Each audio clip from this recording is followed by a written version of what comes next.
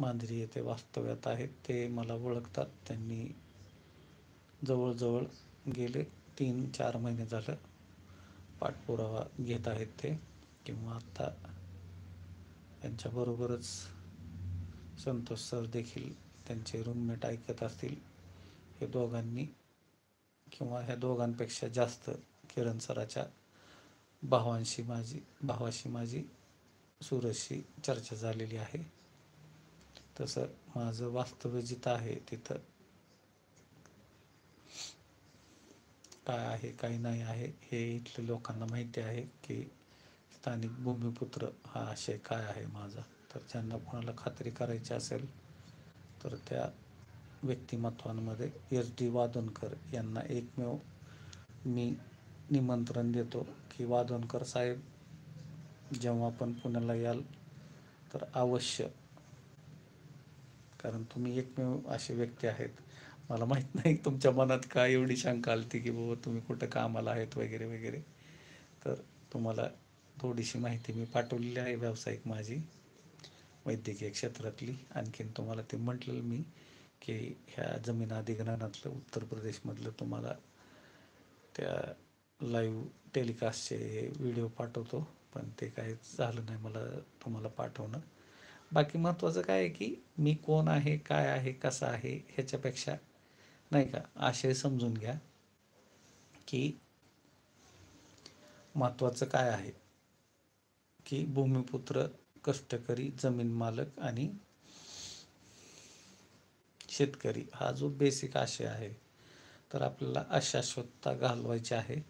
आणि ती अशाश्वतता घालवण्यासाठी निश्चितच गुंतवणूकदार महत्त्वाचे आहेत. आणि जे आज विश्वास ठेवून महाराष्ट्राच्या जडणघडणीमध्ये गुंतवणूक करणार आहेत, तर शेवटी त्यांच्या गुंतवणुकीचा मान म्हणून त्यांना कसं आहे, शेवटी वाटसरू जरी असेल तरी आपण म्हणतो ओ पाहुणं या इकडं, कुणीकडं, बरं बसा खिनभर, एवढं तावात उन्हाचं कुठं चाललाय, घ्या हात देऊन खावा कोरभर. म्हणजे तुम्ही म्हणताल की असं कसं काय, तर हे मी पाहिलेलं आहे लहानपणापासून. लक्षात आलं का? तर माझा स्वभाव तसा आहे की आपण अनोळखी माणसाला हाक मारून उन्हातानाचं बसवतो, त्यांना विचारपूस करतो, त्यांचं नाही का पार एकदम काय म्हणतो आपण साष्टांग दंडवत विनंती विशेष वगैरे सणविवी वगैरे करत नाही. पण एक की बाबा मोकळ्या मैदानात रानात जर का समोरून कोण वाटसरू चालला तर थोडं आपल्याला वाटलं की बाबा त्यांना चौकशी करावी कुठून आहेत काय आहेत, आणि आपण ज्या परिस्थितीत असेल तर त्या परिस्थितीबद्दल त्यांना आग्रही राहतो की बाबा जेवायला बसलो तर घ्या 2 घास खाऊन.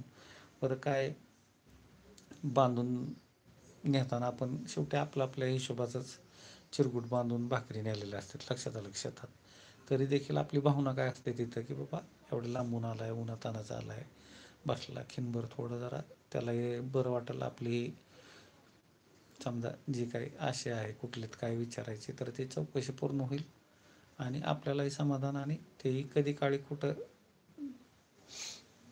पोचले तर आपली ओळख राहील, आणि आपल्यालाही समजा तिथं कधी जायची वेळ आली तर आपली एक ओळख राहील, किंवा आपल्याबद्दल समजा तो चांगलं वाटलं तर चांगलं देखील बोल त्यांच्या समाजामध्ये. आता शेवटी आपण समूह आणि वस्ती करणार आहेत ना. लक्षात आलं का? तर एकंदरीत असं ध्येय धोरण आहे की उद्या ज्या वेळेस पण चर्चा निघावी तर महाराष्ट्राच्या एक्सप्रेसवेच्या पार्श्वभूमीवरती ह्या यूट्यूब चॅनलचा एक पथदर्शी प्रकल्प, म्हणजे जो की महाराष्ट्राच्या जडणघडणीमध्ये अगदी आमूलाग्र बदल करणारा ठरेल, यात यत्किंचितही शंका नाही. या आशयाने रात्रीचे जवळजवळ 11:30 वाजून गेलेले आहेत. पोटात कावळे काव काव करायला लागलेले आहेत. लक्षात घ्या सगळ्यात महत्त्वाचं की काय म्हणू शकतो आता, तुम्हाला काय गॅरंटी द्यायची सांगा बरं. जी अहोरात्र सत्य माहिती तुमच्यापर्यंत घेऊन यायचा जो माझा स्वतःचा हठयोगीपणा आहे, की जे काय आहे, जे जे तुम्हाला हवं ते आम्ही द्यावं, किंवा काय म्हणतात त्याला,